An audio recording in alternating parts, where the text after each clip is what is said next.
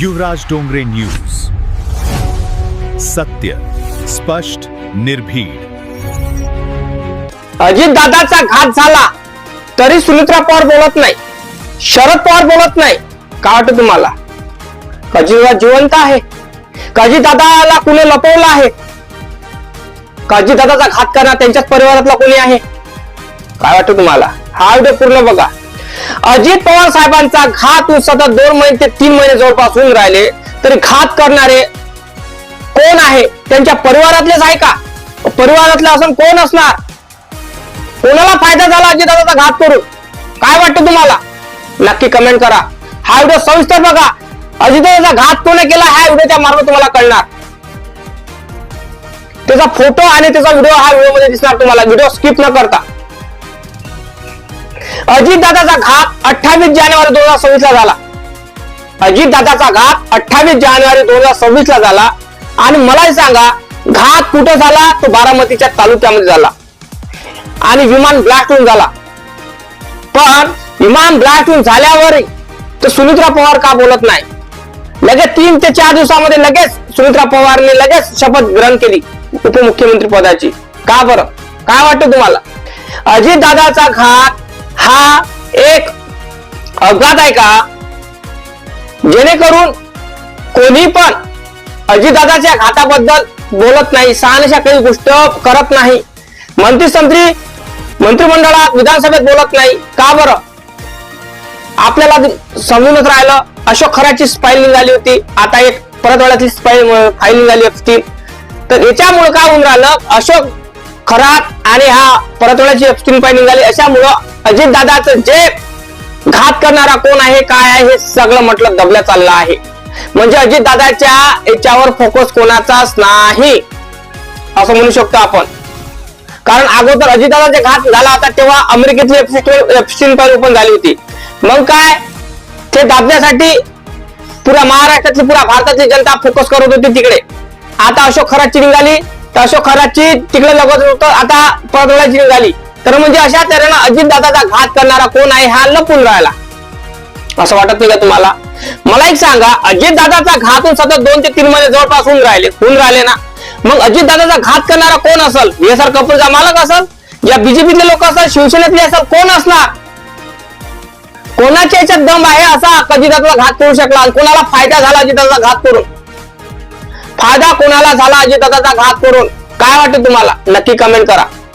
जेणेकरून अजित दादाचा घात करणारा कधी सापडणार का नाही सापडणार? का सुमित्रा पवार उपमुख्यमंत्री असताना चौकशी करू शकत नाही अजित दादाची? आता एक बघा, कर्नाटकच्या सरकारने FIR दाखल केली आणि FIR दाखल केल्यावरही तिथले पोलिस चौकशी करायला येऊन राहिले नाही. का? इथलं सरकार त्यांना हे म्हणून राहिलं का इथं चौकशी करू नका म्हणून? अजितदादाचा घात झाला हे आम्ही पाहून घेऊ असं होऊन राहिलं का? का अजितदादाचा घात करणं म्हणजे हे शक्य कसं झालं? का प्लॅनिंग झालं अजितदादाचा घात? काय वाटतं तुम्हाला? कारण जनतेच्या मनात प्रश्न निर्माण झालेले आहे. अरे कोणीच बोलून राहिलं नाही, पवार फॅमिलीतले कोणीच बोलत नाही. फक्त एक रोहित पवार हा मैदानात निघालेला आहे. तो राजकारण करून राहिला की काय आम्हाला देव जाणे आम्हाला माहित नाही. पण जनतेला हे माहित आहे की अजितदादाचा घात झाला, पण घात करणारा कोण आहे? या मंत्रिमंडळातला असू शकते, या त्याच्या घरातला असू शकते, कुठल्या पक्षातला असू शकते, या बाहेरचा असू शकते. असं वाटते का? कारण अशोक खरातच्या याच्यामुळं फाईलमुळं हे माहित झालं की अशोक खरातनं 5 ते 6 नरबडी अजितदादासाठी दिले, हे पण आलं. आणि रुपाली चाकणकर ते आपल्या माजी महिला आयोगाची अध्यक्ष होती, तिनं करंगडी कापली. असे 5 ते 6 जण म्हणजे अजितदादासाठी कापली होती का? काय वाटतं तुम्हाला? नरबडी अजितदादा दिले होते का?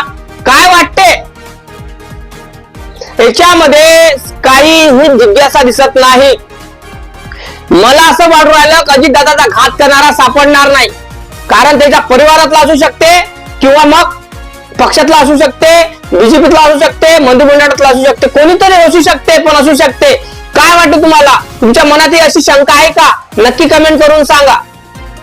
कारण शंका तुमच्या, प्रश्न तुमचे, उत्तर आमचे. अजित दादाचा 3 महिने झाला घात, अद्याप अजूनही त्याचा पता लागला नाही. त्यांचे पुरावे संपवले, पुरावे नष्ट केले, ब्लॅक बॉक्स जो होता त्याला जाळून टाकलं. कागद होते ते, त्याला कागद तर जळलीच नाही म्हणा. आता विचार करा, अजितदादा मराठ्या अगोदर अजितदादानं प्रेस कॉन्फरन्स घेतली होती. प्रेस कॉन्फरन्स घेतल्यावर अजितदादानं म्हटलं होतं की माझ्यावर बीजेपीतल्या काही मंत्रिमंडळांनी माझ्यावर आरोप केला आहे सिंचन घोटाळ्याचा. मी सिंचन घोटाळा केला आणि माझ्या 70,000 कोटीचा घोटाळा लावलाय, माझ्यावर आक्षेप घेतलाय, दाग लावलेला आहे. तो दाग मला पुसता येते, पण मी कुठलाही एकही रुपया मी शेतकऱ्याचा म्हणा जनतेचा खाल्ला नाही असे ते म्हणत होते.